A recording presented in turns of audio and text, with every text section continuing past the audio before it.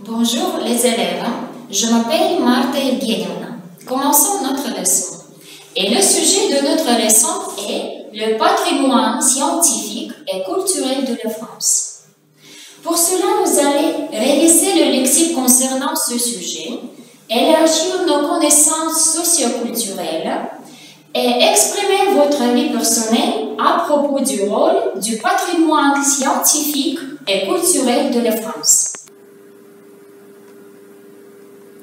Donc, les élèves, qu'est-ce que la culture? L'ensemble des œuvres produites par des artistes, rangées dans un patrimoine que chaque génération augmente et fait fructifier. Il s'agit de l'ensemble des activités sensibles et intellectuelles qui se réfèrent à la recherche du beau ou à la recherche de la finalité du monde. Ensemble des valeurs, des références intellectuelles et artistiques communes à un groupe donné, état de civilisation d'un groupe humain.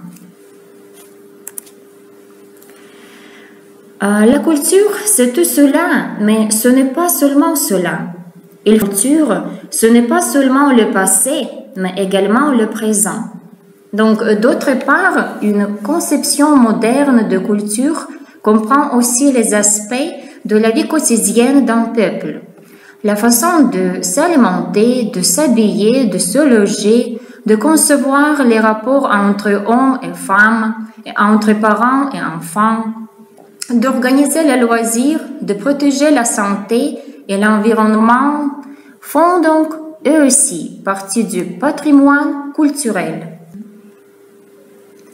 La culture française est marquée par sa diversité, sa richesse grâce notamment à ses différentes régions, aux emprunts à d'autres peuples, ainsi que par sa diffusion et son influence à travers le monde.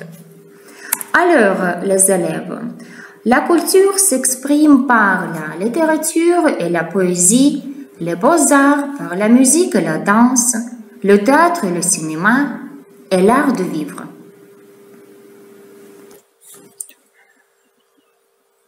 Mais d'après cela, le patrimoine culturel est présenté par l'architecture. L'architecture est l'art majeur de concevoir des espaces et de bâtir des édifices en respectant des règles de construction empiriques ou scientifiques, de forme et d'agencement d'espace, en y incluant les aspects sociaux et environnementaux liés à la fonction de l'édifice et à son intégration dans son environnement, quelle que soit cette fonction, habitable, rituelle, institutionnelle, religieuse. Et maintenant, les styles d'architecture. Le style classique se caractérise par la pureté des lignes et des formes. Une grande importance est attachée à la façade. Se développe sous l'influence de l'Antiquité et de la philosophie rationaliste française. Le style moderne. Le style moderne qui bénéficie des progrès récents de la technique de la science qui est conçu, fait selon les règles, les habitudes contemporaines, qui correspond au goût, à la sensibilité actuelle. Le style gothique. Le style gothique répandu en Europe du XIIe au XVIe siècle, entre le style roman et le style Renaissance. Le style roman. Le style roman est caractérisé par la prédominance de l'architecture religieuse. Le style baroque. Le style baroque se dit d'un style qui s'est caractérisé par la liberté des formes et des profusions des ornements.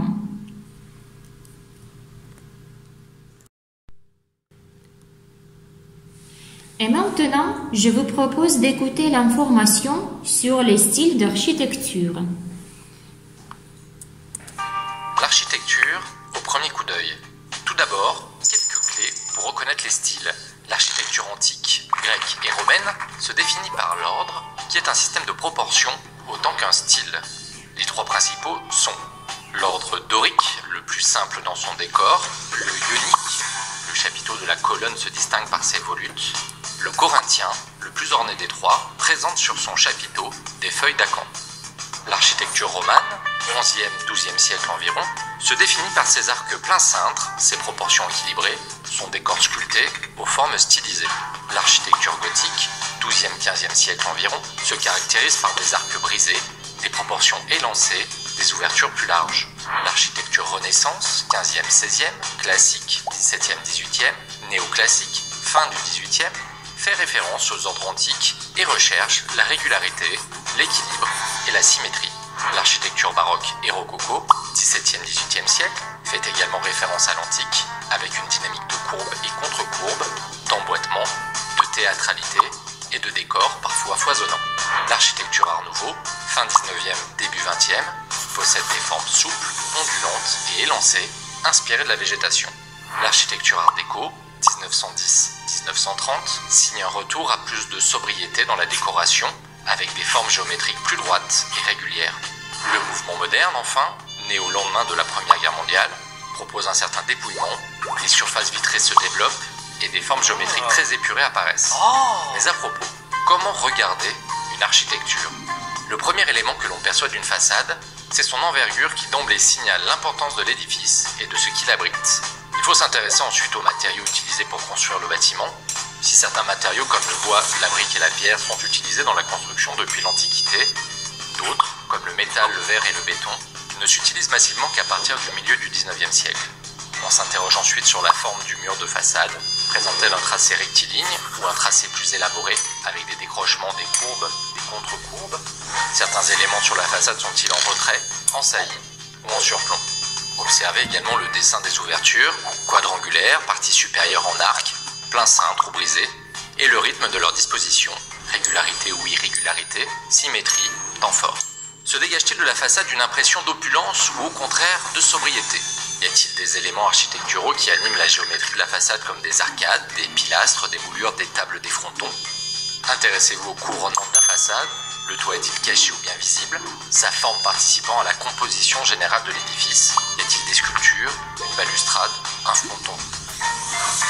Pour finir, soyez attentifs au traitement réservé à l'entrée. Le portail, le porche, le portique à colonnade, le perron, voire l'escalier, elle fait souvent l'objet d'un décor porteur d'un message et de symboles qui font écho à la fonction du bâtiment. Allégorie de la justice sur un palais de justice, blason arme de famille sur un hôtel particulier.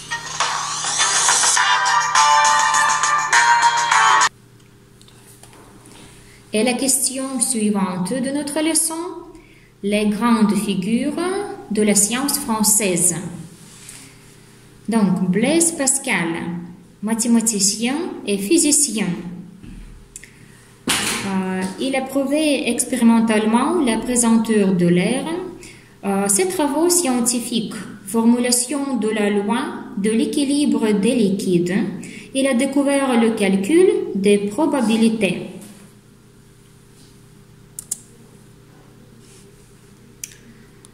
Joseph et Étienne Montgolfier, inventeur des premiers aérostats.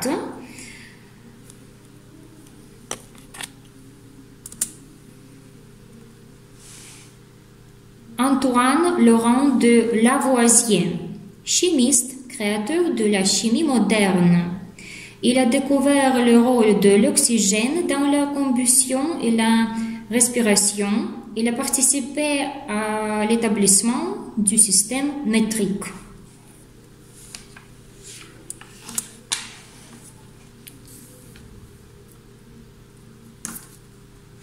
André-Marie Ampère, physicien et mathématicien.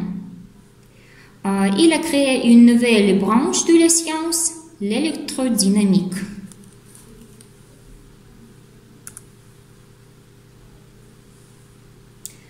Les frères Lumière. Ils ont créé la caméra et le projecteur cinématographique.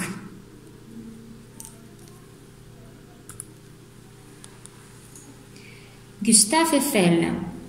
Il a construit à Paris la Tour Eiffel pour l'exposition universelle de 1889. Et bien sûr Marie Curie. Marie Curie est physicienne et chimiste.